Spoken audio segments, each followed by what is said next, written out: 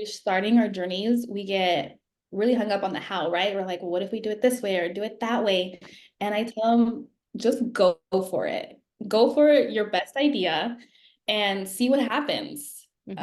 right? Because you can, as an entrepreneur, you're the boss and you get to decide if this works. You could experiment with this. And then I think the freedom that we have as entrepreneurs, we always can pivot. We can Yeah. always change directions, like this part is working, let's fix this part or tweak it over here. Or like this whole thing isn't working, let's go to plan B. Yeah. And so it's kind of like, don't be scared that you have to do it just one way, because I think that's how life has been taught us, right? We go to school, we go to college, we get a degree, we get a job, we get married, we buy a house, then we have the kids. Like that's lined up for us, and we're like, this is one straight path. Right. Where in entrepreneurship is not. It's literally chaos.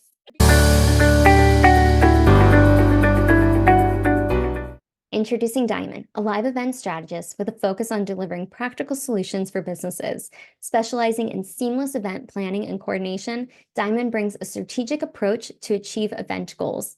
With an expertise in efficient backend logistics, Diamond ensures events run smoothly, optimizing the overall flow. Beyond the event itself, Diamond manages post-event tasks such as lead follow-up and conversion analytics. Join us on this journey where strategy meets practicality in the world of live events.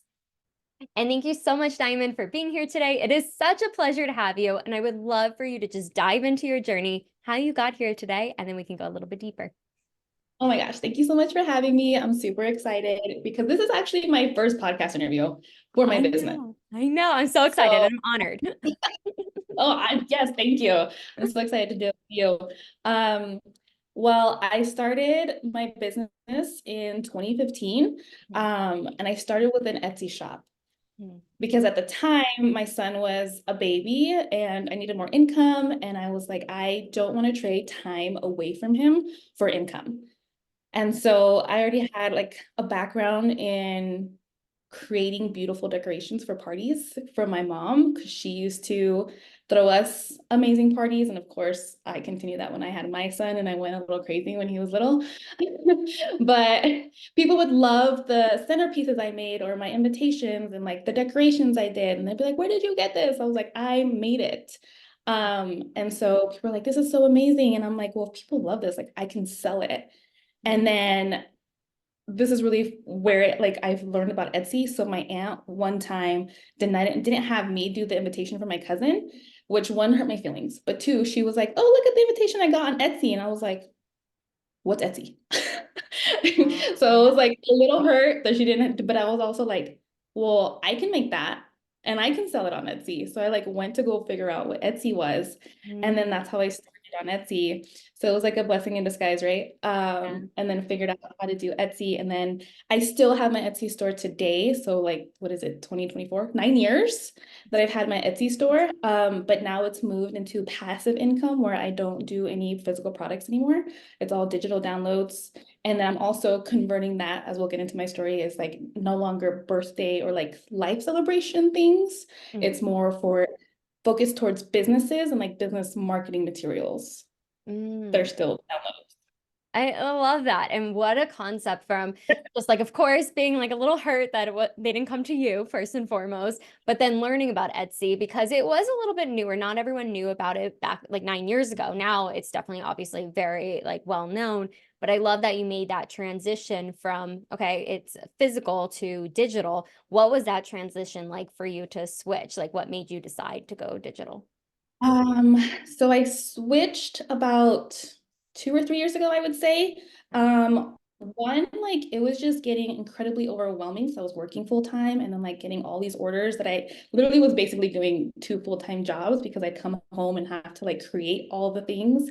So I also decided to switch it because I just wasn't having enough time with my son. Like it was two full-time jobs. So I had listened to a podcast and they were like, oh yeah, you can make templates on Canva. And I'm all like, excuse me, I'm already paying for that. Why am I not using this? Yeah. So then I went and like figured out how to do that because I was trying to figure it out and I had like done a trial, but it didn't work. It wasn't working right. like the process. So then I heard about that and then streamlined my digital download process. And I was like, oh, this is amazing. Like, so it was just like a learning curve and like little things. But I think once you like set your mind to something and you're like, this is what I want to do, and I need to figure out how to do it, the universe will give you the answers in different ways. Hmm. So that was definitely the answer that I got from a podcast. I was like, oh, I can go do that. Love it. And then so I streamlined my process, and then also like inflation was it's crazy. Like, Yeah. so my like Hallmark product is a candy jar, and it's basically an upside down pot with the glass jar and then like the saucer on Yeah. top. So it looks like a candy jar, and people use those as centerpieces or as gifts, and they were all different designs. Mm. Um, but it used to be like $5 for just materials, and it almost doubled. So it was like almost $9 to just buy materials. And that doesn't even cost, like I wasn't calculating my labor costs and all those other things. I was like, this is just too expensive. I don't want to be selling these things for like $40, $50 a piece. Like that's just ridiculous. Right, right. So that's why I also stopped doing the physical products and just moved into digital downloads. And now I have like a plethora of like not just invitations, but labels and stickers and all the things you would need for your party. Yeah. Yeah, even weddings and other things, because that's like what I was doing for Yeah, my wedding a so few much. months back. The struggle is real. But I love It is. that you found the answers through podcasts and just really being open to, okay, like how can I make this more streamlined, especially being a mother, focusing on all the things that you had to focus on outside of work. And I'm really curious, what has been that integration between motherhood and entrepreneurship for you? Oh my gosh, it's been like a learning curve Hmm. the entire time. Because when he was little, when I had first started my business, I was also working full time. I was going to school. I was also the president of a nonprofit. And so I did a lot, and I had to learn. The biggest thing was regulating my emotions so Mm, that he was feeding off my energy. So if I didn't have myself in check yeah. and I was like impatient and frantic and frustrated, then he was getting that energy, and then he would have a fit and like yell back, and then it would just explode. So I learned from a really young, when he was really young, to regulate myself, and it's something I still have to practice today. Is that I need to take care of me, regulate not just my emotions, because that comes from my schedule and my stress levels, so that I can time manage the best I can to balance business with taking care of my son and Mhm. spending time with him. Yes, absolutely. I'm glad you brought up the emotional regulation because it's not something that's talked about enough, but that you had the awareness to be like, I need to focus on me and show up the best way I can so that doesn't impact him, but also you're being able to navigate that because it can be really tough waters. I'm not a parent myself, but yet at least, but being able to recognize how your emotions can impact someone else and how when you are taking care of yourself, filling your cup. I know this is something a lot of us talk about and are like, okay, well, what does that look like? And it's being able to regulate your emotions, being able to understand, okay, I have a lot on my plate, but I also need to be present for my child as well. So, like, finding that beautiful synergy isn't always so beautiful. It can be really messy. But you had but it's the awareness, right? Being able to know, okay, like this is a lot right now. How do I like bring myself down so then I can be there for him as well? And I think that's so beautiful and so well put of how you do navigate that. And as you started to really build the Etsy business, I know now you focus on live events. What does a live event strategist look like? Because I know we met at a networking event, and then you introduced me to amazing communities and all these other events. But I'm dying to know, like, how did you even get into that arena? Which is really great because I Yeah. just shifted my focus. Like it was live celebrations, birthdays, weddings, graduations. And I've been doing that, right, since 2015. And then I had done some reflecting. I'm like, why is my business not growing in the capacity that I wanted to and that I know that I'm capable of? Yeah. And so I was marinating in these thoughts. And again, I just got a download from the universe. And you're like, I need to focus on helping businesses because birthdays and weddings are fun, right? They're life celebrations, but it's just that one day and then it's over. Yeah. Mm. And what I wanted to do was have a lasting impact or like a ripple effect of impact. So it's like if I can help businesses grow through the events. One, that's going to help them with brand exposure, capture more leads and increase their profits. At the same time, helping them serve their mission and how they're serving their community and impacting the people that they serve. So it's like, it's this ripple effect. I'm helping them and then they keep helping others. So that's where I got that download. I'm like, I need to shift the way I'm using my talents and skills and services to create a bigger impact. I was like, because I really want to serve. That's where it was like this feeling inside. I was like, I want to serve beyond just having a beautiful celebration for one day. And that just actually happened in like September. So just a few months ago, then I got this download. And then I was able to put it into practice. A friend of mine was ready to launch her community and she's like, I want to have a huge launch party. And she was like, and I need your help. She's like, because your skill set is where I lack and like vice versa. So she had this grand vision. And so we put it to work and we had a live event launch party where there was about 80 people that attended and she had a 20% conversion rate of people joining the community. Yeah, it's like a really big number. So that's where like it kind of started. And then I say strategist because it's one thing to plan and coordinate a beautiful party, right? Or event. But then the strategy behind it is how you leverage that event. You don't want to just have an awesome party and then, well, did you capture those leads? Did you capture those emails? How are you going to retain that information? How are you going to convert them into clients or customers in the future? Like all these additional things that you want to have in the background of your event. And then they kind of also like bleed into your actual business operations. So then, because then you have to have those systems in place. Do you have your newsletter set up so you can send out emails to those people that are new to your ecosystem? And then like, what emails are you sending them? What is your plan to then nurture those people to eventually become clients or customers? Right. Oh my gosh. So it's Yes. like, So important. So important. And I love that you do say strategist because you're right. There's so many people that throw amazing parties or events, but then what's the follow-up? What's the actual, that's something with me, with all the networking I've done, I have like an Excel sheet and everything full of like, okay, I've contacted this person. Have we met in person? Have we continued that conversation? When's the last time I followed up with them? But it's the same concept with an event because you put all this time and energy into an event, but what are you wanting as the outcome? And just like you said, 20% conversion of the launch is massive. And like to really break that down, that's enormous, but it's because you had the strategy in place.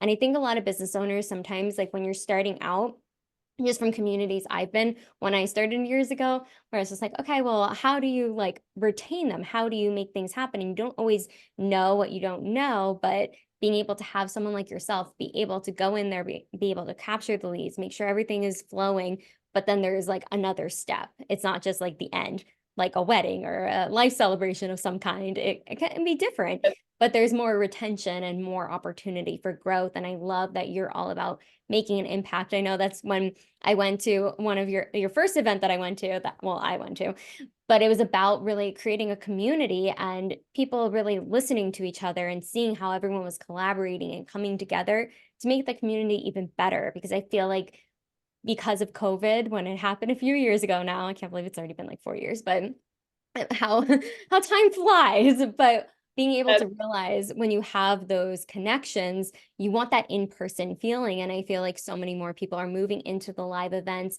And because you do differ from a lot of individuals out there that are doing live events, there is a strategy in place. What have been some of the obstacles in when you did switch, when you got that download, you're like, okay, I'm going to go in it this way, because you've been doing events for a long time, but now in this new area or specialty as well? yeah, I think where I struggled was one, coming up with my title. This live event strategist was, took a while. And I used my community. They helped me like figure out like putting the title together where I think for the most part, like people kind of get it. They're like, okay, events, live events, strategy. They're like putting it together, but they're like, but tell me more. Like, what does that mean? Because I think everybody has an idea what an event planner does, but Right. it's so much more than just a plan.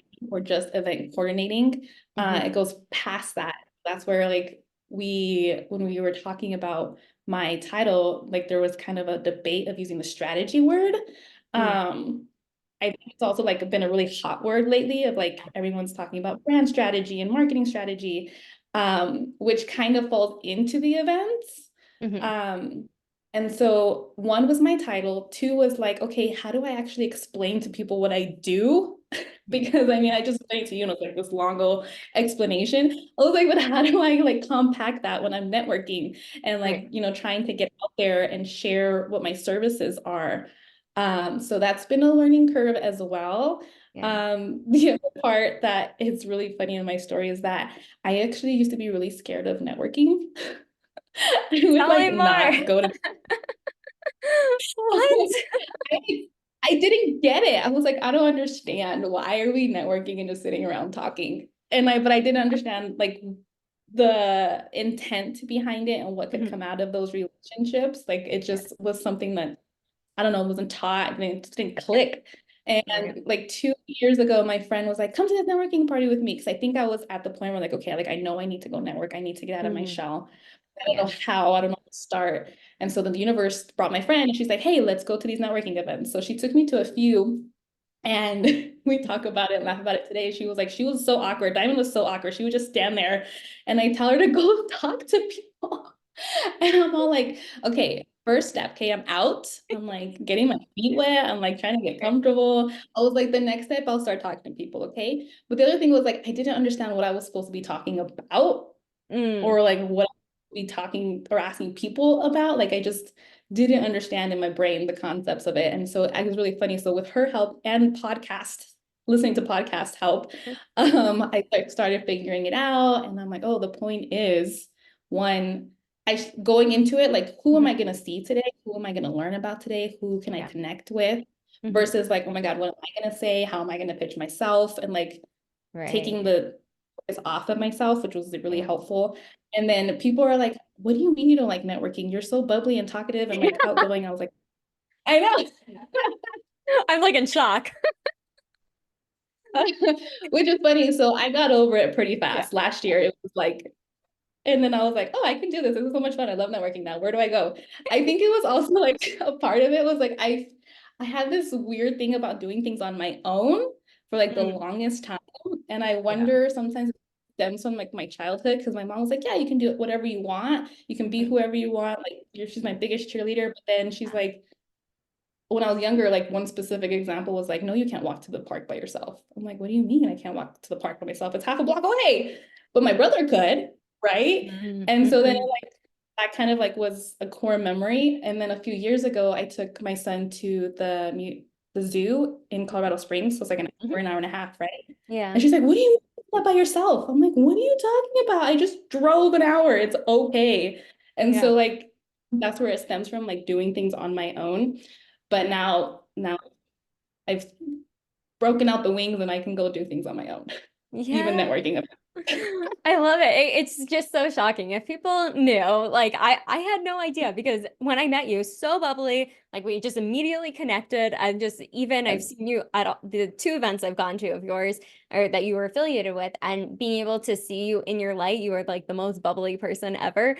But it's funny to kind of hear like where people are. And so there's always room for us to grow. And I love that you gave that example because some people might be terrified to go to networking events or like, what do I say? How do I present myself? And I think it's just when you genuinely want to connect with people, you never know who knows who or who you can connect people with. I mean, that's happened a few times with us already, but I think it's just being able to be open and be curious about others. And then it just naturally unfolds, and you don't always know exactly what you're going to say in the beginning. But over time, you just kind of get your feet wet. Like you said, you kind of got your feet wet and then you started like talking and then like got out of your shell. And now it's like full blown unstoppable.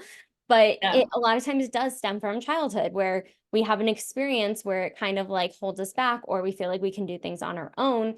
We don't need others for certain things. Like I was similar to that where I didn't ask for help and I didn't delegate until like recently. And that was like 6 years in. I'm like, okay, I'm ready to like go crazy and hire a whole team. But It took me a long time to get there because it's like, well, I can do it on my own, or I don't want to bother anybody. And I think sometimes some standards growing up or expectations can really shift that and our viewpoints, but it doesn't matter what your background is, what you look like, anything like that. Like if you have the mindset, the universe will provide, or a higher power, or whatever anybody believes in, because I do believe as well, like the universe will provide if you ask for it. You have to work for it. You can't just be like, bring me this, and it's going to fall into your lap, you know?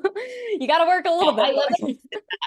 I think that was a huge part of it too, learning to network and growing my network is that we're there to help each other and support each other. Like you don't have to do it by yourself. And one of the girls in my network, she reached out from that launch event and she's like, "Hey, I'm having this event." She's like, how did you get people there?" And she reached out to me on Instagram and I'm like, "Let's have a conversation." And so we had a phone call for like 20 minutes and that was 2 weeks before her event. Oh my gosh. And then her event was this past Sunday. And when we talked, she was like, "I only have one ticket sold." And she was like really nervous. She's like, "I don't know if I should cancel. Like, what do I do?" And so I'm like, "You have an awesome event. You have over 1,500 people on your Instagram that are following you. You have like a physical storefront. Like, there's no way you shouldn't be successful." And I was like, "We need to start talking about it now." And I think that also like Mhm. connects to the networking is like Right. and maybe just as women or like Latina women or colored women, like we're scared to like take up space, to be seen. Yeah. And so I told her, I was like, just start talking about it. You have a huge network of following. I was like, talk about it on your stories, make reels about it, tell them what's going to happen during the event, what things do you have planned. And so she was posting every day and she ended up having a sold out event, Oh my a God. sold out event. I love it. Yeah. An oversold out actually. So I think she like capped it around 35 and she had like 40 women there to Incredible. the point where she literally had to like clear out her entire boutique of clothes and set up another 2 tables whilst people were coming in because she had so many overflowing. Oh my It God. was amazing. I was so proud of her. I'm like, you did so good. And all that from just going over her event, talking strategy, going over her agenda, and giving her that one actionable item of talking about it every day on her social media, she Yeah. was able to have a sold event. Oh my gosh, that's incredible. And it's a testament to like having that confidence, because it might be scary. And I know a lot of people that have canceled events where they're like, well, I don't know what to do or how to go about that. But I love that example. I would love for you to share another success story because I know you have so many, but if you could share another one of just how really important it is to have a live event strategist in somebody's corner to grow the event. Yeah, so let me think, because those are my two favorite ones, the launches and the vision board one. Yeah. And again, like I just started this in September, so Right. then like trying to like figure out how to like what things have I done in the past that fit into this framework. Right. But I have more events coming up. Hmm. Yeah. Client, he is a fashion stylist Very cool. and he wants to throw this huge fashion networking party. And that's going to be coming up in February. It's going to be super exciting. I actually have a discovery call today. A lady that I met at that vision board workshop on Sunday, she sells jewelry and she already has a title for her event, which I really love. So like a lot of times when I'm talking to people about events, they're like, I already have this vision in my mind of what it looks like. And they already Mm. have like, they already have like, I want this many people, this is my goal, this is my intention. Mhm. They have a vision for it, but then the how is where they get stuck, and the how is where I come in and make it Yes. happen. Yes. I love that you explained that because I think a lot of times there is this vision, but it's like, well, how is it going to come together? And I think that's just even when you're asking the universe for something or a higher power of what you believe, but being able to look at it of, okay, well, what do I want to do? The how is really hard to see if you've never done it before, or being able to actually have people come to the event. Because that's, I mean, even in starting a business, you like set everything up and you're like, where are all the people? But it comes to having a strategy, right? Like you put especially a brick and mortar place, or even when I was a therapist, when you hang your shingling or whatever, you're like, oh, I'm open. Where are all the people? But that's where you come in. Yes. You're able to really see, okay, this is your vision. Let's actually put it into place and let this thing grow. And you've been able to do that time and time again, and will continue to do that time and time again. And I'm curious, because of your experience with just working more in the life celebrations, now working with businesses, having such an impact on everyone that like attends, as well as getting new clients to continue to help more businesses and have that ripple effect, like you mentioned earlier. I'm curious, what advice would you give somebody who's on this entrepreneurial journey, whether they're really wanting to do events, get into that space, or just entrepreneurs in general? Oh, I think the thing is when we're starting our journeys, we get really hung up on the how, right? We're like, well, what if we do it this way or do it that way? And I tell them, just go for it. Go for your best idea and see what happens. Mhm. Um, right? Because you can, as an entrepreneur, you're the boss and you get to decide if this works. You could experiment with this. And then I think the freedom that we have as entrepreneurs, we always can pivot. We can Yeah. always change directions, like this part is working, let's fix this part or tweak it over here, or like this whole thing isn't working, let's go to plan B, Yeah. And so it's kind of like, don't be as scared that you have to do it just one way, because I think that's how life has been taught us, right? We go to school, we go to college, we get a degree, we get a job, we get married, we buy a house, then we have the kids, like that's like lined up for us. And we're like, this is one straight path, Right. where in entrepreneurship is not. It's literally chaos. Beautiful, creative chaos. And it's not one straight line, it swirls going everywhere. And you cross over and you come back and you have to go backwards. And like, it's just the nature of that industry. And so it's like just not being scared to have to do it one way, or that if that one way doesn't succeed, that you're a failure and like you quit. Oh my gosh. I'm so glad you brought up the pivoting, because that is something I think people might be scared of. I know I was very scared of that when I did all the things you're supposed to. And then I was like, yep, I'm going to leave therapy. I'm going to go start my own business and move back to Florida. And I did that. But then like I did so many other things, and now I'm in solar and everyone's always like, what? But it's the beauty of entrepreneurship. You can pivot when it makes sense. It might not make sense to the outside world, but it doesn't matter what the outside world thinks. It's what you think, what is intuitively and aligned with you is what's going to allow you to continue to build success. And if something doesn't work out, it's a beautiful lesson and opportunity to learn from. Okay, this didn't work. That sucked. Okay, let me shift. And sometimes you're right. Yeah, and But then that's where you get to grow. Like if I were mhm, to look at my line, it's not even a line, right? But like yeah, my it's swirl. everywhere. Same. Yeah, it started with just doing like one-off invitations, and then I created a store, and then I did it for physical products, and I was like, oh, I should go out and do more events. And so I booked more events, and I'm like, maybe I should do weddings, and I did weddings, and then I'm still figuring out the online, and then I was like, this isn't working. I'm not happy no more. How do I do it? And then I shut down my online store twice to Wow. take a break and figure out what I'm doing, and I'm Yeah. like, no, I'm not taking those events. I'm not taking those events. And then I pivoted into the business ones and then reopened my Etsy store. So it's like, it's never like one straight line. And then Right. you don't even know what's going to come out of those decisions, because now that I'm focusing on business and like figuring out the services that I provide, Mhm. things are coming out of the woodworks when I'm talking to people, networking. They're like, well, do you also like provide booking speakers? Like, do you have like a roster? I'm like, well, yeah. They don't know that I don't, but Yeah. now that's gonna be part of my services. you Yes. know, I think Yes. that's also happened with the weddings. Someone reached Yeah. out, they're like, hey, do you do weddings? I'm like, uh-huh, I sure do. Yeah. And but I had no structure for weddings, but I figured it out. And so Yeah. now that's something I put into my services is when I do have a client and they're like, oh, I need speakers, I will have a roster.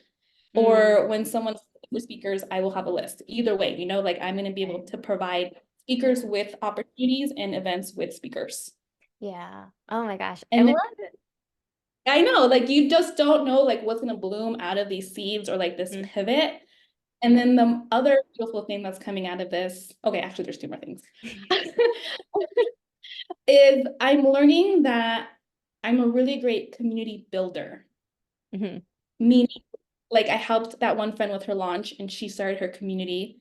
And then I have a client right now who's also starting an online community and I'm helping her build that. Yeah. And we're having virtual events and open houses. But then again, it's that strategy, the behind the scenes, the marketing, the automations, the systems. I have another friend, she already has a community and it's huge, but now she's rebranding, regrouping, and I'm there to help her restructure that her organization. And then from that, another woman was like, she's like, I don't have a network or a community for when I started my business in baking. And she's like, and I want to be able to provide that to others. And so she's also now starting a community. And so being able to be that community builder and helping them, because I feel like that's something else as an entrepreneur, like, well, I want to create this and I don't know how. Like, where do I start and how do I start talking to people? And we're like, and like you said, that the live event energy, like, doesn't matter what industry you're in, having that live in-person energy, like, maximizes your mission and what you're trying to do and the community you're trying to bring in, because then people can put a face to the business and the organization and see what you're doing and like really buy in with their hearts into your business, because that's what clients are. That's client loyalty right there. Absolutely. Yes. It's being able to attach that emotion, what they feel, because I think we're always being sold to online. There's so much out there, but when you have that synergy of like-minded individuals in a room, just like I think it was last Thursday, the event for redefining her. Yes. Yeah. Her. Yep. Yes. And it was just amazing, that energy of everybody just really coming together in a room. And I think like I feed off of that as well, and being able to build a community like you have and continue to help others do that. It is that ripple effect. But I think it's really important to look at, if somebody wants to do it, they are more than capable of doing it. And it's just really leaning into that, just like you did, and being able to kind of you say yes before, and then you figure it out. I mean, we do that in solar all the time. Like someone's like, do you install here? We will by the end of the day.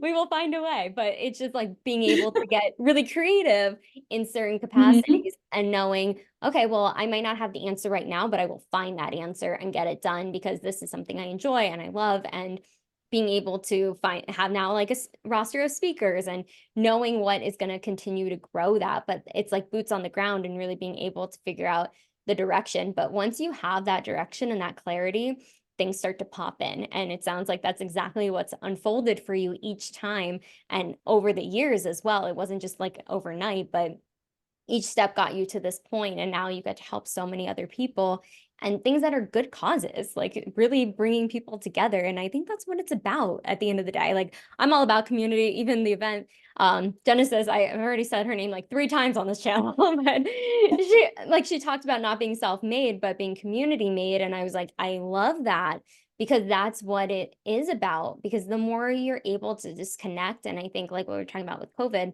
everybody was so distanced and not being able to meet in person, and now more people are coming together, these more live events, so you have a face to a brand and know that person, can get to know them. And I think that's the beautiful part of just building community in general. But Gosh, I totally forgot you were at that event, because yeah. that's another beautiful example. Mhm. Because Monica has been doing events forever. She's the one with a huge network that I'm helping restructure and rebrand. And Yeah. this was the first event of the year. And she was like, what if nobody comes? I'm like, even someone who's done events for years, Yeah. still has that Yeah. doubt, or like we have those thoughts. We're like, what happens if nobody shows up? Right. That's going to be okay too, even Right. if nobody shows up. But in the end, she was oversold too. Yeah. Yeah. She had a event, and I was like, no, I'm like, and this is where I think the network and the community comes in, because we can rely on each other, not only for resources, but emotional and moral support. I'm like, friend, you're amazing. You have a huge network. I was like, Mhm. and you know that we all suck, in myself and you included, about buying tickets for an event until the day before, the day of. I was Yeah. like, so there's no need to worry about it. I was like, your community is gonna come through. I was like, people love you. People love the message you have. Your Yeah. community, I'm like, they're gonna come. I was like, so let's get our butts to work. We need to structure it. What's the agenda? What's the timeline? And I love, I was also thinking that you were there, so you got to see what I do behind the scenes. Like, I was keeping track of time. I was like, these are the questions. I was her tech help. I was taking pictures. I was making sure everybody was good and had a pen or their notebook. And I was Mhm. like, and it's like, I'm gonna make a post about that. I'm like, because when you hire me, I'm not just planning the event. Like, there's all these little nuances that you Right. like don't think of. that needs to be happening in the background, that I am a photographer, I am the timekeeper, I am also all these little things that happen in the background, so that when you're the host of your event, you're not worried about those things. Exactly. Absolutely. And I think that's a bigger part of events. People are like, oh, I'll just put an event together. But there's all those tiny little things that you don't think of or don't even really know if you've never put on an event, how things have to run smoothly. It just doesn't appear.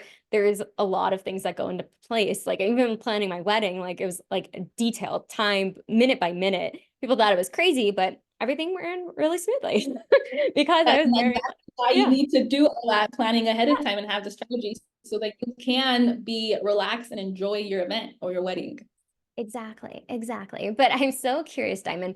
I know you've already accomplished a lot. You're on your way of accomplishing so much more, but what are your future aspirations and goals for your business as you start to continue to grow? So my next big step is opening my own event center. I am in the works of getting funding. Like literally right now, I'm in the middle of like doing the application and creating my business plan to open this event center.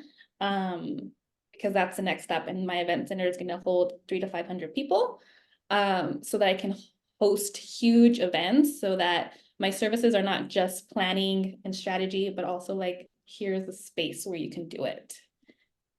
And so that's my next big thing. And then that is also going to be an expansion of what I want to do in the sense of how I want to impact, because I like yes, event centers are awesome for like quinceañeras and weddings, but I don't want that to be like the sole focus. Like I feel like those life celebrations are just going to help with what's going to help support it financially, but what I really want to focus on and like utilize it during the day is like for conventions, retreats, conferences. Monica wants to hold a gala, start a foundation for scholarships. Yes. We're gonna have her gala at my space.